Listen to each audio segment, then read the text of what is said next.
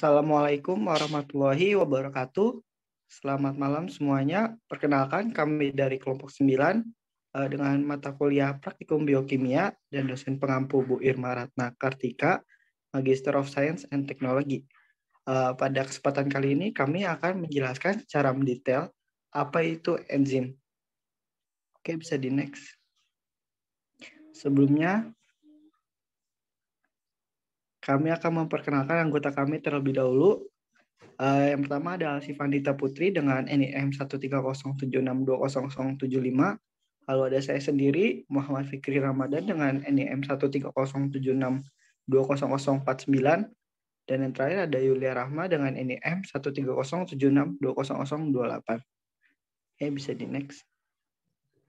Selanjutnya, topik pembahasan yang akan kami jelaskan pada kali ini yaitu pertama ada pemurnian, lalu ada aktivitas enzim yang dipengaruhi oleh konsentrasi dan juga katalis yang berwarna coklat tua ya. Oke, bisa di next. Oke, sebelumnya kami akan menjelaskan apa itu enzim. Enzim adalah biomolekul berupa protein yang berfungsi sebagai katalis atau senyawa yang mempercepat proses reaksi tanpa habis bereaksi dalam suatu reaksi kimia organik. Oke, bisa di next.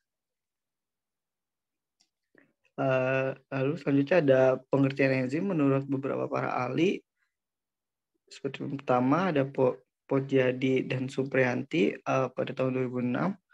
Yaitu mereka menjelaskan tentang enzim merupakan protein yang berfungsi sebagai katalis untuk proses biokimia. Suatu enzim dapat mempercepat reaksi 108 sampai 1011 kali lebih cepat daripada tanpa menggunakan katalis.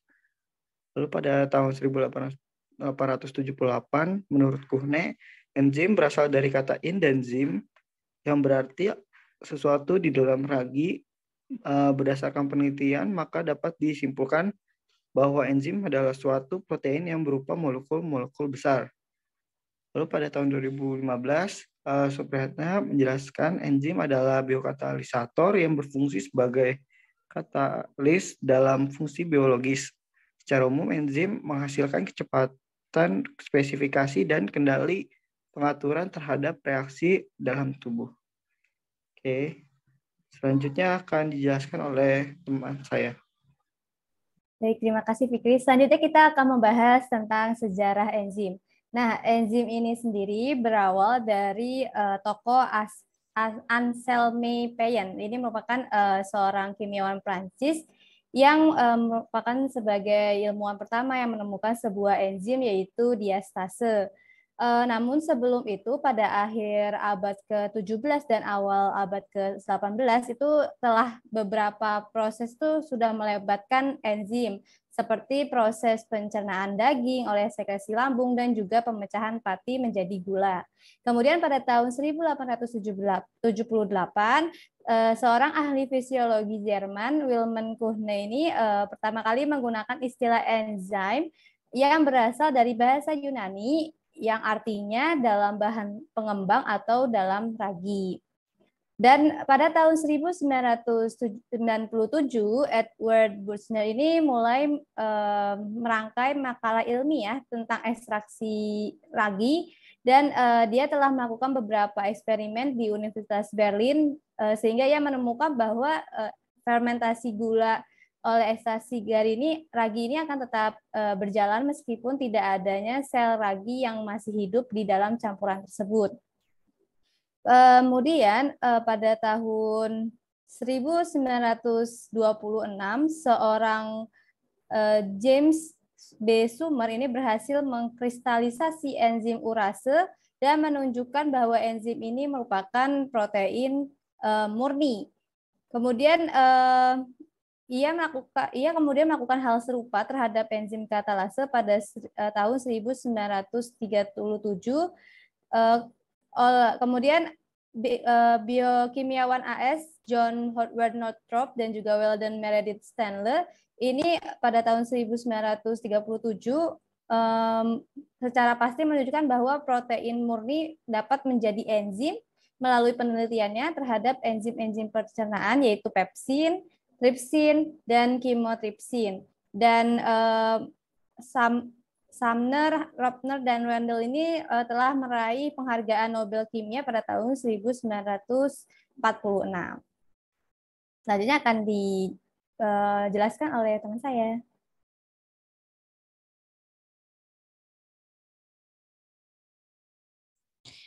Selanjutnya ada sifat-sifat enzim. Sebelumnya terima kasih Yulia atas penjelasannya. Yang pertama ada dapat terdenaturasikan oleh panas, yang kedua terpresipitasikan atau terendapkan oleh senyawa-senyawa organik cair, yang ketiga memiliki bobot molekul yang relatif besar sehingga tidak dapat melewati membran semi permeable atau tidak dapat terdialisis, yang disebutkan oleh Pujiadi pada tahun 1994. Selanjutnya yang keempat ada menaikkan kecepatan reaksi atau mempercepat reaksi dengan menurunkan energi aktivitasnya. Dan yang terakhir yang kelima, menurut Ahdia pada tahun 2003, sifat enzim yaitu mempunyai kekhususan dalam reaksi dan produk serta kontrol kinetiknya. Selanjutnya ada klasifikasi enzim. Nah, menurut dari John McMurray dan Mary Castellion pada tahun 1992, klasifikasi enzim itu terbagi berdasarkan 6 golongan, yang kemudian 6 golongan ini dipecah lagi menjadi beberapa subgolongan. Dapat terlihat golongannya pada di sebelah kanan. Yang pertama ada oksidoreduktase, itu terbagi lagi menjadi oksidase, reduktase, dan juga dehidrogenase. Lalu yang kedua ada transferase, yaitu transminase, dan dibagi lagi menjadi transminase dan juga kinase. Yang ketiga ada hidrolase, yang dibagi lagi menjadi lipase, protease, dan juga nuklease. Yang kelima ada liase. Yang keempat ada liase, yang dibagi lagi menjadi dehidrasi dan dekarboksilase. Yang kelima ada isomerase, yang dibagi lagi menjadi epimerase. Dan yang terakhir ada ligase, yang dibagi menjadi sintetase dan juga karboksilase. Oke, next.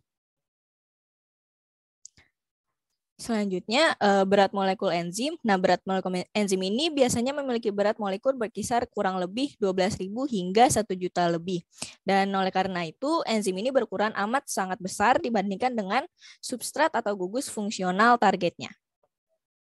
Next. Oke. Selanjutnya, saya akan membahas tentang pemurnian enzim. Nah, pemurnian enzim ini tujuannya dilakukan untuk memisahkan enzim dari campuran protein yang tidak diperlukan dalam proses enzimatis dan dapat menghasilkan produk akhir yang dapat bermanfaat. Menurut Zhang Christie dan Young pada tahun 1995, juga Mowery and Seidman pada tahun 2005.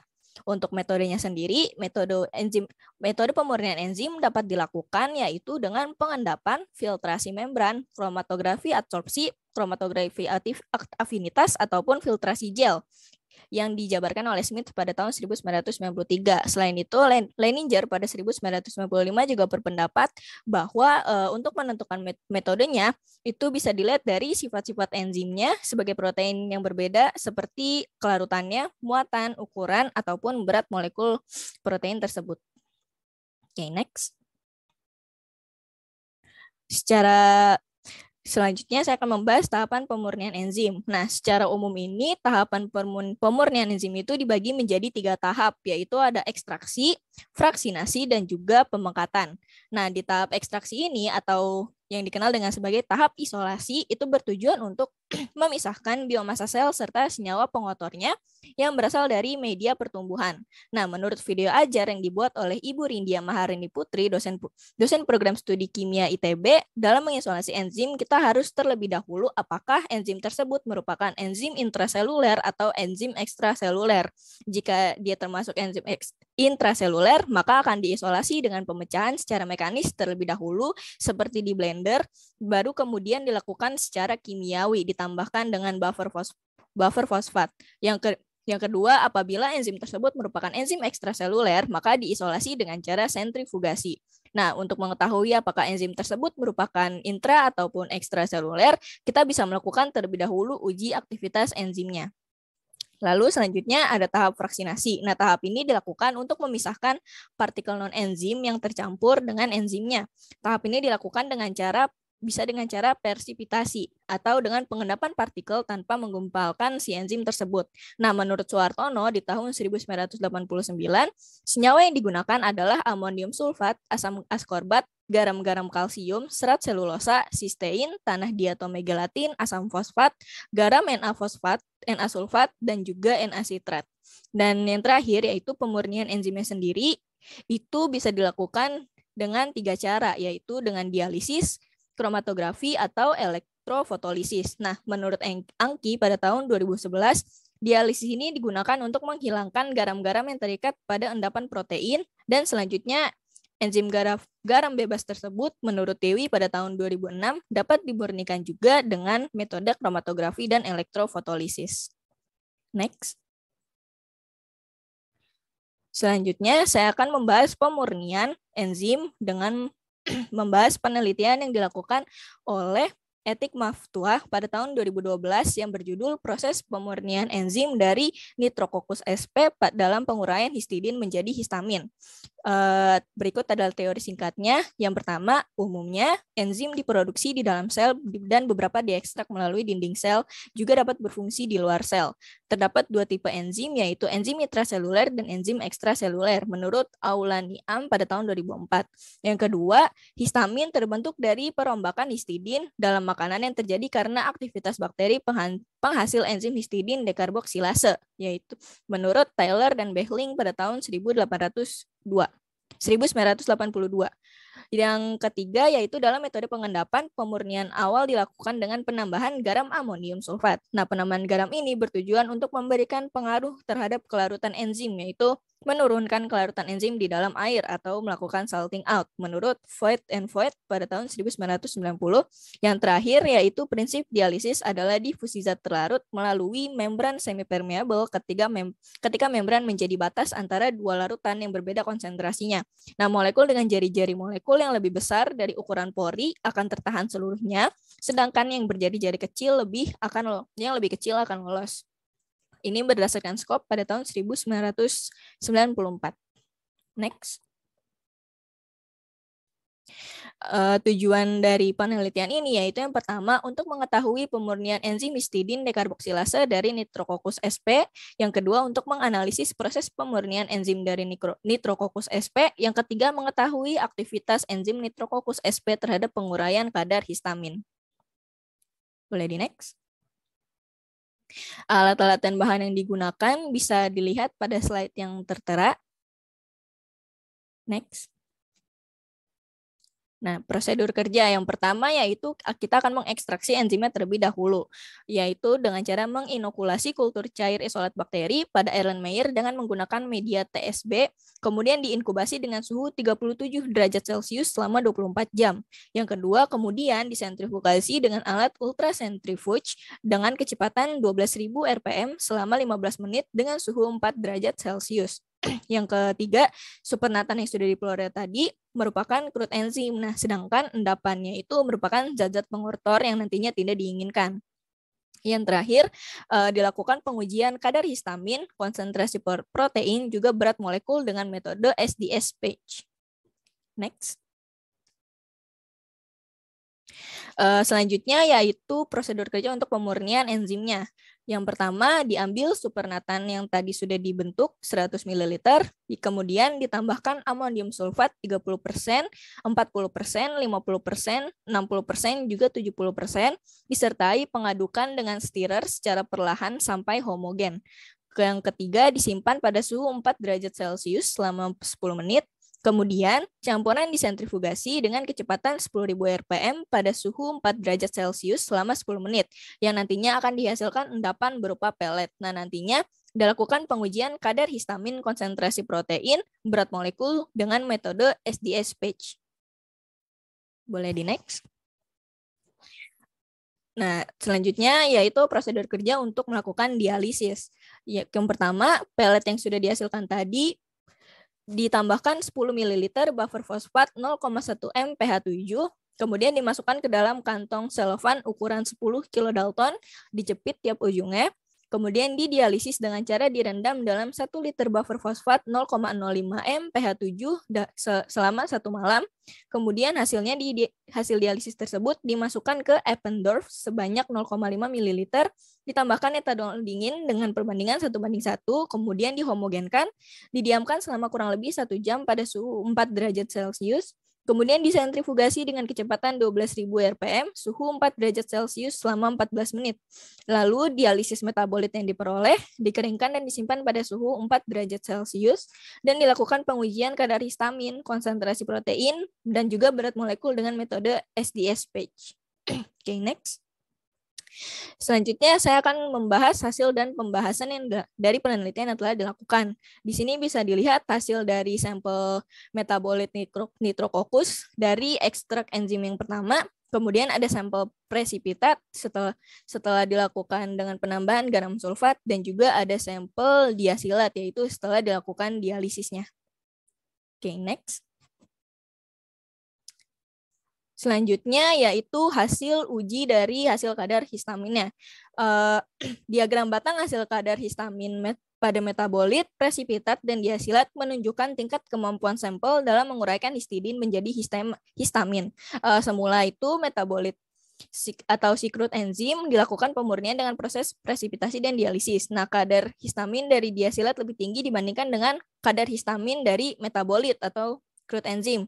Menurut Sumner et al. Pada tahun 2004, kenaikan kadar histamin berkaitan dengan jumlah bakteri histidin dekarboksilase, juga kerja enzim dekarboksilase pada sampelnya. Maka bakteri Nitrococcus sp ini merupakan bakteri penghasil enzim histidin dekarboksilase karena enzim ini mampu menguraikan histidin menjadi histamin dengan nilai yang tinggi, yaitu 23,61 ml per kilogram. Boleh di next.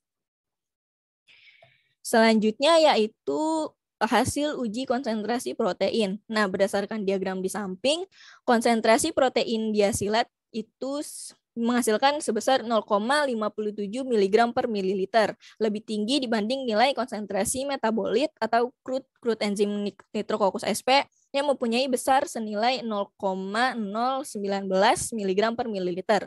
Hal ini karena sampel diasilat itu mengalami pemurnian yang semula crude enzim menjadi enzim yang sangat murni. Nah, dikutip dari jurnal penelitian yang dilakukan oleh Selvia DKK pada tahun 2013, dialisis itu merupakan proses yang dilakukan untuk memisahkan atau menghilangkan molekul garam amonium sulfat dan juga ion-ion pengganggu lainnya yang berpengaruh terhadap kestabilan molekul protein enzim selama penyimpanan, di mana molekul-molekul kecil dan ion-ion akan melewati pori-pori selaput semi-permeable dan keluar dari kantong selofan. Nah, kepekatan konsentrasi protein dapat dipengaruhi oleh penambahan garam. Penambahan garam ini menyebabkan kelarutan protein menurun sehingga protein mengendap sempurna. Namun, jika kekuatan ionik larut rendah, maka akan terjadi sebaliknya. Di sini bisa dilihat berdasarkan diagram di samping, konsentrasi protein diasilat sebesar 0,57 mg per mililiter. Oke, bisa di next. Selain tadi, didapatkan hasil semakin banyak penambahan garam ini dapat dilihat hasilnya dari konsentrasi presipitat 30% itu mengalami kenaikan konsentrasi proteinnya hingga ke presipitat 70%. Itu karena tadi proses penambahan garam amonium sulfat ini menyebabkan kelarutan protein menurun sehingga protein itu dapat mengendap lebih sempurna. Oke, boleh di next. Nah, selanjutnya hasil penentuan berat molekul dengan SDS-PAGE. Nah, dapat dilihat pada gambar di samping. Di samping ini keterangannya yaitu sampel yang pertama itu merupakan sampel penanda 1, yang kedua itu merupakan sampel metabolit Nitrococcus sp, yang ketiga itu metabolit dengan pengenceran 1:1, yang keempat itu sebagai penanda yang kedua, kemudian yang kelima merupakan presipitat 50%, yang keenam itu merupakan diasilat, ketujuh merupakan presipitat 60%, dan sampel yang ke-8 merupakan presipitat 70%. Menurut Prozorovsky dan Hall pada tahun 1973, enzim histidin dekarboksilase memiliki berat molekul sebesar 29 kilodalton dan 110 kilodalton. Tran dan Cinder pada tahun 1987 juga mengemukakan bahwa enzim histidin dekarboksilase itu memiliki berat molekul sebesar 210 kilodalton atau 145 kilodalton dan juga 66 kilodalton. Nah, hal ini menunjukkan semakin tebal pita yang dihasilkan, maka dalam sampel tersebut semakin banyak kadar proteinnya. Tebal pita peptida pada sampel diasilat menunjukkan rendahnya kemampuan sampel dalam menguraikan histidin menjadi histamin. Kesimpulannya, semakin murni enzim, maka semakin sedikit asam amino yang akan dihasilkan. Oke, boleh di next. Oke, kesimpulan dari penelitian ini yaitu yang pertama, pemurnian enzim histidin dekarboksilase dari bakteri Nitrococcus sp dapat dilakukan dengan metode presipitasi dan juga dialisis. Yang kedua, enzim histidin merupakan enzim yang merubah histidin menjadi histamin. Yang ketiga, konsentrasi protein yang dihasilkan adalah 0,58 mg per mililiter. Peptida yang dihasilkan yaitu 10-105 kilodalton dengan 9 asam amino. Yang terakhir, hasil uji histamin menunjukkan bahwa bakteri Nitrococcus sp merupakan bakteri penghasil enzim histidin dekarboksilase. Oke, next.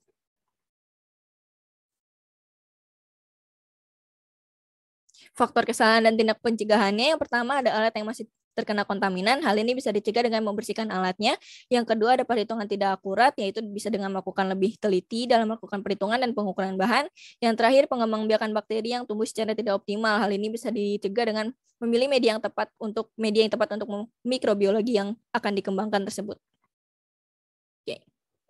Selanjutnya akan dijelaskan oleh teman saya. Oke, selanjutnya saya akan menjelaskan tentang pengaruh inhibitor terhadap aktivitas enzim. Oke, bisa di next. Pertama saya akan menjelaskan tentang teori singkatnya terlebih dahulu. Yang pada poin pertama yaitu enzim atau biokatalisator adalah katalisator organik yang dihasilkan oleh sel. Jika tidak ada enzim atau aktivitas enzim terganggu, maka reaksi metabolisme sel akan terhambat hingga pertumbuhan sel juga terganggu. Menurut jadi pada tahun 2006.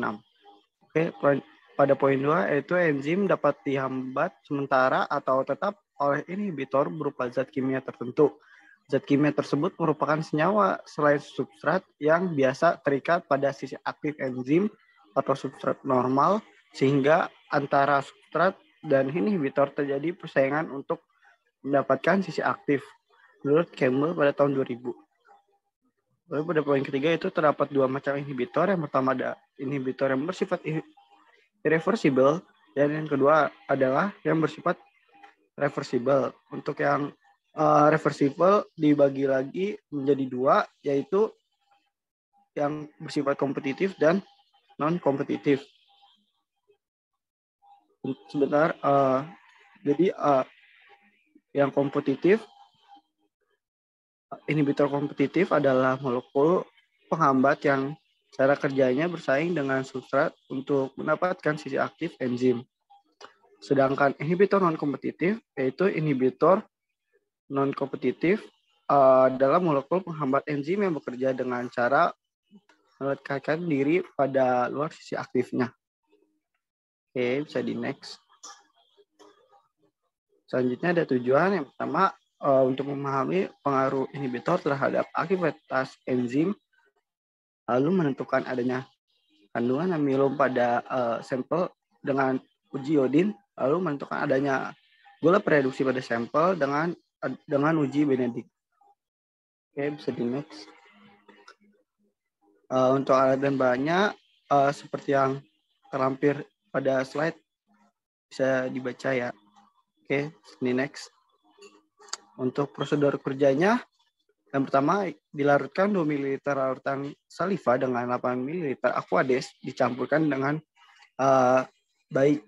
Lalu dimasukkan 0,5 ml saliva yang telah diencerkan ke dalam 6 tabung reaksi. Lalu ditambahkan pada tabung yang terpisah yaitu 3 tetes larutan toluen, 3 tetes larutan kloroform, 3 tetes merkuri klorida 1%, 3 tetes larutan fenol 2%, 0,25 gram natrium klorida, dan 3 tetes aquades. Lalu ditaruh tabung tersebut pada rak tabung selama 10 menit dengan sesekali dikocok perlahan-lahan. Lalu ditambahkan 2,5 ml larutan amilum 1% pada tiap tabung reaksi dan tempatkan di dalam water bath 38 derajat selama 15 menit. Kemudian bagi masing-masing tabung menjadi 2 bagian untuk dilakukan tes iodin dan juga tes periodik. Dan terakhir dicatat dan juga diamati perubahan yang terjadi. Oke, jadi next. Lalu hasil dan pembahasan yang saya jelaskan yaitu yang pertama ada uji iodin, dari mana didapat pada uji iodin ini pertama pada tabung yang berisi toluen warnanya bening keunguan dan ada endapan putih serta cincin merah di atas larutan. Hal ini menandakan bahwa masih ada sebagian amilum yang tidak terhidrolisis. Lalu pada tabung yang berisi kloroform warnanya bening keunguan dan ada endapan ungu. Hal ini membuktikan bahwa aktivitas enzim salivary amilase terhambat karena adanya kloroform. Lalu pada tabung yang berisi merkuri klorida warnanya menjadi keruh agak kuning dan terdapat endapan putih. Peristiwa ini menandakan bahwa amilum tidak terhidrolisis karena adanya logam berat Hg, yang dimana keberadaan logam ini menjadi inhibitor pada enzim salivary amilase. Warnanya agak kuning karena inhibitor logam bersifat reversibel non-kompetitif yang membuat enzim terdenaturasi sehingga kehilangan fungsi utamanya. Lalu pada tabung yang berisi fenol terdapat perubahan warna menjadi agak bening, putih, dan terdapat endapan putih keunguan. Peristiwa ini membuktikan bahwa sebagian besar amilum dapat terhidrolisis menjadi sakarida sederhana dan dekstrin, namun ada sebagian kecil yang tidak bisa terhidrolisis akibat adanya inhibitor ditan dengan terdapatnya sedikit endapan putih dan di dasar tabung. Lalu pada tabung yang berisi natrium klorida, warna yang dihasilkan warna bening keunguan dan terdapat endapan berwarna ungu yang banyak. Hal ini menandakan bahwa natrium klorida adalah inhibitor yang sangat menghambat atau mengganggu aktivitas enzim salivary amilase. Lalu pada percobaan yang ini menyatakan bahwa Aquades karena inhibitor namun adanya endapan ungu dan putih mungkin saja dikarenakan kesalahan seperti faktor human error dan bisa saja terdapat kontaminasi saat ditaruh di water bath. Oke, selanjutnya bisa di next. Selanjutnya saya akan menjelaskan tentang sedang pembahasan uji Benedict, di mana pada semua tabung warnanya bening kebiruan dan terdapat endapan putih. Hal ini menandakan bahwa reaksi negatif tidak adanya gula reduksi atau amilum yang terhidrolisis di dalam larutan karena tidak dihasilkan warna merah bata. Adanya warna bening kebiruan membuktikan bahwa adanya amilum yang tidak terhidrolisis akibat adanya inhibitor yang menghambat aktivitas enzim salivary amilase untuk memecah amilum menjadi sakarida sederhana dan dekstrin. Dan adanya endapan menandakan bahwa enzim terdenaturasi oleh inhibitor. Oke. Jadi next. Kemudian pada kesimpulan yang pertama, enzim adalah biomolekul yang berfungsi sebagai katalis atau senyawa yang mempercepat reaksi tanpa habis bereaksi dalam suatu reaksi kimia. Faktor-faktor yang mempengaruhi aktivitas enzim yaitu ada pH, suhu, konsentrasi substrat, konsentrasi enzim, inhibitor, dan juga aktivator. Lalu yang kedua, enzim tialin dapat menghidrolisis amilum menjadi sakarida yang sederhana. Yang ketiga, uji iodin dimaksudkan untuk mengetahui adanya kandungan amilum pada sampel. Yang keempat, pada uji Benedict dimaksudkan untuk mengetahui adanya kandungan gula reduksi dalam sampel. Yang kelima, pada uji kuantitatif tialin, titik akromatik semakin cepat terjadi dengan semakin banyaknya Aquades yang ditambahkan karena Aquades berfungsi sebagai substrat. Inhibitor, yang keenam, inhibitor dapat menghambat kerja enzim untuk menghidrolisis amilum menjadi gula reduksi. Oke, saya di next.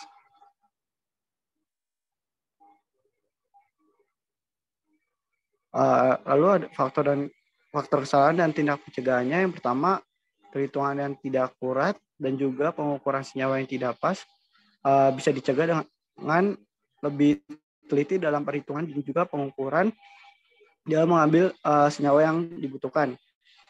Lalu yang kedua, alat laboratorium yang tidak bersih atau telah terkontaminasi oleh zat lain. Bagaimana cara pencegahannya? Yaitu dengan mencuci bersih peralatan laboratorium dan juga menggunakan ruangan yang steril. Oke, bisa di next. Selanjutnya akan dijelaskan oleh rekan saya. Baik, sebelumnya terima kasih Fikri telah mempersilakan. Jadi selanjutnya kita akan membahas tentang pengaruh suhu terhadap aktivitas enzim. Di sini ada praktikum mengenai pengaruh temperatur terhadap aktivitas enzim protase dari dari daun sangkang atau Picarena caulifloralis. Untuk tujuan percobaannya itu ada 4, di mana yang pertama itu mengetahui kondisi optimum enzim dalam mendegradasi substrat, kemudian juga mengetahui pengaruh suhu terhadap aktivitas enzim, membandingkan hasil aktivitas enzim pada berbagai suhu, dan yang terakhir menganalisis hasil aktivitas enzim pada berbagai suhu. Di sini ada teori singkatnya di mana sumber enzim protase ini telah diketahui berasal dari hewan, mikroba, dan juga tanaman. Dan tanaman ini merupakan sumber enzim protase terbesar, yaitu sekitar 43,85%, diikuti oleh bakteri sekitar 18,09%, jamur 15,08%, hewan 11,15%, alga 7,42%, dan virus 4,41%, dikutip dari Mahazan dan Samkan tahun 2010. Kemudian enzim protase ini dari tanaman memiliki spesifitas substrat yang lebih luas dan aktivitas dan stabilitasnya ini lebih tinggi pada berbagai variasi temperatur, pH, ion logam, inhibitor, serta pelarut organik.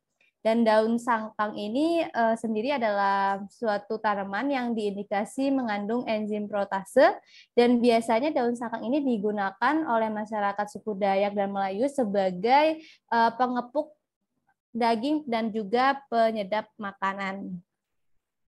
Daun sangkang ini memiliki bunga-bunga aksilat dan yang tumbuh di sepanjang tangkai berdaun atau tangkai tak berdaun, dan permukaan daunnya ini licin serta mengkilap. Biasanya sangkang ini hidup di antara pohon-pohon besar, dan sangkang ini memiliki nama lain yaitu sengkubak.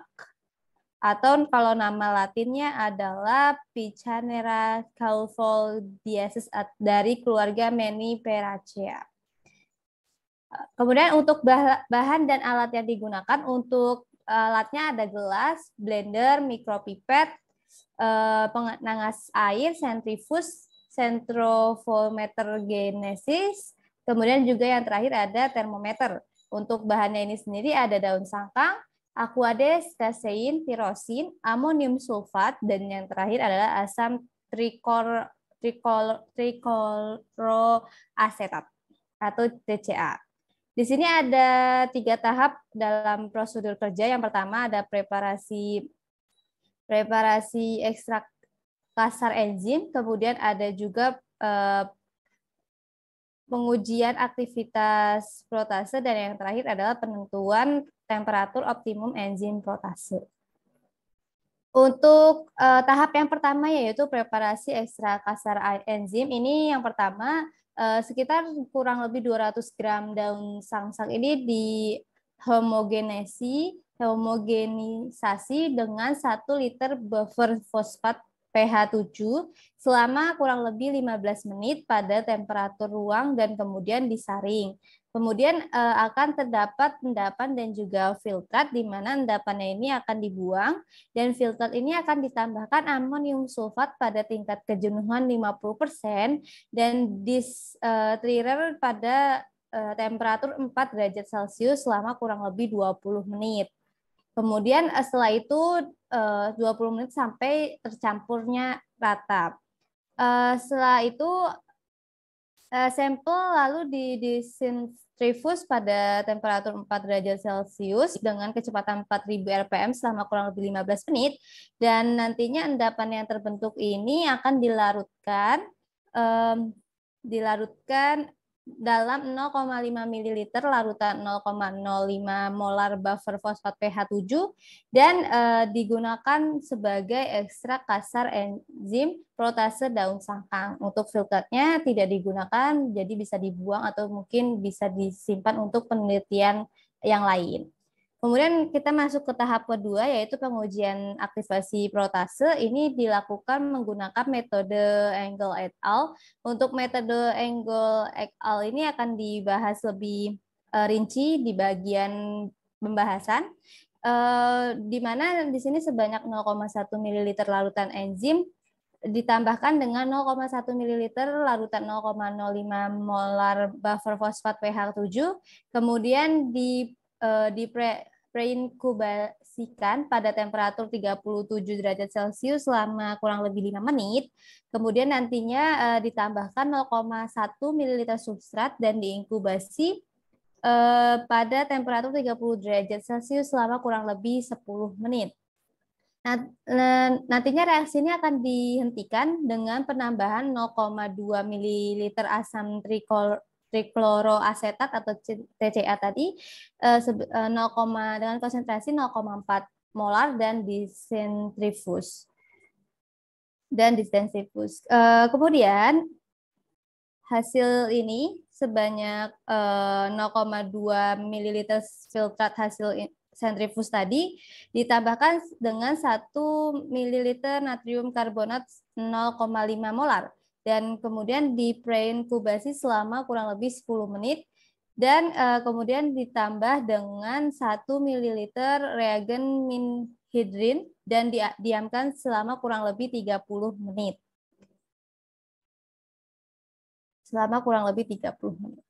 Kemudian yang ketiga itu ada tahap penentuan temperatur optimum enzim protase, di mana aktivitas enzim protase daun sangkang ini diukur pada variasi temperatur inkubasinya sekitar 30, 40, 50, dan 60 derajat Celcius. Kemudian kita masuk ke hasil dan juga pembahasan. Di sini ada preparasi ekstrak kasar enzim. Di sini ekstrak kasar enzim protase ini dari daun sangkang diperoleh melalui pemecahan sel-sel secara mekanis dengan cara memblender daun sangkang yang telah dicampur dengan buffer fosfat pH 7. Kemudian tujuan dari penggunaan buffer pH 7 ini untuk menjaga pH lingkungan sehingga diharapkan mampu meminimalkan denaturasi dan juga inaktivasi protein enzim yang terekstrak. Menurut Astuti tahun 2008. Kemudian filtrat yang diperoleh ini kemudian akan ditambahkan dengan amonium sulfat dengan konsentrasi 50%, di mana amonium sulfat ini sendiri merupakan garam yang umumnya digunakan dalam proses metode pemurnian dan juga pengingkatan enzim. Karena amonium sulfat ini memiliki kelarutan yang tinggi, murah atau hemat biaya, juga rendah toksisitas terhadap sebagian besar enzim dan mempunyai efek menstabilkan pada beberapa enzim menurut Mutiah tahun 2005. Penambahan amonium sulfat ini dilakukan secara perlahan-lahan pada temperatur 4 derajat Celcius. 4 derajat Celcius sambil di-stir, kemudian karena peningkatan temperatur akibat proses pelarutan yang dibantu magnetic stir ini dapat menyebabkan denaturasi dan juga perubahan kelarutan. Kenapa 4 derajat Celcius? Karena pada suhu tersebut itu dapat mencegah kerusakan enzim. Nah, supernatan yang diperoleh ini kemudian akan dipisahkan dari endapan enzim dengan cara disentrifugasi pada temperatur 4 derajat Celcius dengan kecepatan 4000 rpm selama 15 menit. Kemudian prinsip kerja pengukuran aktivitas enzim protase ini dilakukan dengan mengadopsi metode Engel. Dengan prinsip kerja metode ini adalah pengukuran asam amino tirosin yang terhidrolisis dari substratnya, dan enzim yang akan menghidrolisis substratnya itu kasein dengan bantuan air menjadi asam amino dan peptida, dan reaksi ini dihentikan dengan menambahkan TCA tadi. Iltat dan juga endapan yang terbentuk kemudian dipisahkan dengan cara sentrifugasi dan penambahan Na2CO3 ini bertujuan untuk mendapatkan pH sekitar 11,5 yang merupakan pH optimum untuk intensitas dan juga stabilitas warna. Kemudian untuk pengaruh terhadap aktivitas enzim protase, di sini uji pengaruh temperatur terhadap aktivitas enzim ini dilakukan untuk mengetahui kondisi optimum enzim dalam mendegradasi substrat. Setiap enzim ini memiliki aktivitas maksimum pada temperatur tertentu, di mana aktivitas enzim akan semakin meningkat dan dengan bertambahnya temperatur sehingga temperatur optimum tercapai. Namun apabila kenaikan temperatur itu terus terjadi dan di atas temperatur optimum, maka akan menyebabkan aktivitas enzim menurun. Itu menurut Baihaqi tahun 2008. Bisa teman-teman lihat pada gambar 1, di mana itu adalah aktivitas relatif enzim protase pada variasi temperatur. Dan untuk tabel nomor 1 ini dihitung berdasarkan rumus di samping dan dihasilkan hasil yang tertera pada tabel 1. Di mana bisa teman-teman lihat bahwa pada suhu 50 aktivitas enzim optimum ini pada temperatur atau suhu 50 derajat Celcius dan menurun sekitar 15,5% pada temperatur 60 derajat Celcius. Hal ini dikarenakan karena sebagian protein telah mengalami kerusakan atau terdenaturasi.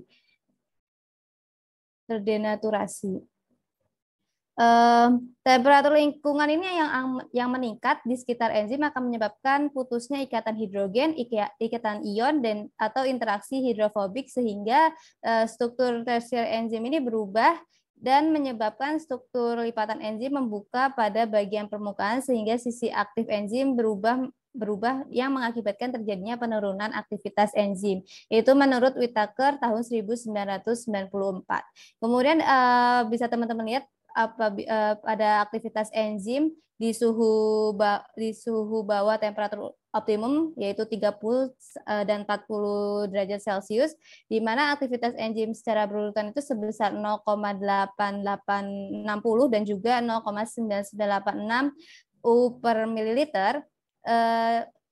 Rendahnya aktivitas enzim pada kedua temperatur tersebut dibandingkan dengan temperatur optimum ini dikarenakan rendahnya energi aktivitas yang tersedia. Energi aktivitas ini dibutuhkan untuk menciptakan kondisi tingkat kompleks aktif, baik molekul enzim maupun molekul substrat. Dan peningkatan energi molekul substrat ini akan meningkatkan laju reaksi enzim. Jadi kenaikan temperatur ini menyebabkan aktivitas enzim meningkat karena temperatur yang semakin tinggi akan meningkatkan energi kinetik yang mempercepat gerak vibrasi, translasi, dan juga rotasi enzim dan juga substrat sehingga menambahkan intensitas tumbukan antara substrat dan juga enzim. Di sini bisa dilihat bahwa enzim ini tidak dapat bekerja secara optimal apabila suhu lingkungan terlalu tinggi ataupun terlalu rendah. Jadi enzim ini akan bekerja secara optimal pada suhu optimumnya. Dan enzim ini akan memulai kegiatannya dengan membentuk suatu kompleks dengan substratnya. Dan kompleks enzim substrat ini dapat digabung menjadi satu oleh tarikan van der Waals dan juga tarikan elektrostatis pada ikatan hidrogen, atau bisa juga dengan pembentukan ikatan kovalen, namun itu jarang, dan kompleks ini terbentuk pada sisi aktif enzim. Enzim ini akan bekerja pada suhu optimum. Apabila suhunya rendah mendekati titik beku, enzim tidak akan mengalami kerusakan, namun enzim akan tidak bekerja atau mengalami mati suri gitu, masa tidur. Dan juga pada kenaikan suhu lingkungan, enzim mulai bekerja sebagian dan mencapai suhu maksimum pada suhu tertentu. Bila suhu ditingkatkan terus, jumlah enzim yang aktif akan berkurang karena mengalami denaturasi. Seperti itu. Jadi kesimpulannya adalah berdasarkan hasil penelitian ini, maka dapat disimpulkan bahwa ekstrak kasar enzim protase daun sankang ini mencapai aktivitas optimum pada temperatur 50 derajat Celcius, yakni sebesar 1,1170 U per mililiter. Di sini terdapat beberapa gangguan dan juga tindakan pencegahan di mana daun sankang ini sangat sulit ditemukan karena daun sankang ini habitatnya atau populasinya sudah mulai menurun dan habitatnya itu terdapat di hutan Kalimantan, di mana dia itu hidup di pohon-pohon besar sehingga daun sankang ini sangat sulit ditemukan. Kemudian tindakan pencegahannya, penelitian ini bisa saja digunakan diganti dengan bahan-bahan yang lain yang lebih mudah ditemukan dan juga populasinya banyak. Kemudian yang kedua ada zat pengotor yang masih ada saat reaksi. Zat pengotor ini juga dapat mempengaruhi hasil penelitian di mana saat proses penghitungan mungkin saja berat endapan ini tercampur dengan zat pengotor. Jadi untuk tindakan pencegahannya itu bisa saja memastikan tidak adanya zat pengotor yang terbawa, kemudian mencuci bersih alat yang sudah digunakan, dan yang terakhir membersihkan kembali alat yang akan digunakan. Selain itu juga ada kesalahan dalam perhitungan. Untuk tindakan pencegahannya itu bisa menggunakan angka penting untuk mengetahui beberapa kesalahan-kesalahan dalam perhitungan seperti itu. Di sini ada beberapa referensi yang kami gunakan. Mungkin itu saja presentasi dari kelompok 9, kurang lebihnya kami mohon maaf. Akhir kata, wassalamualaikum warahmatullahi wabarakatuh.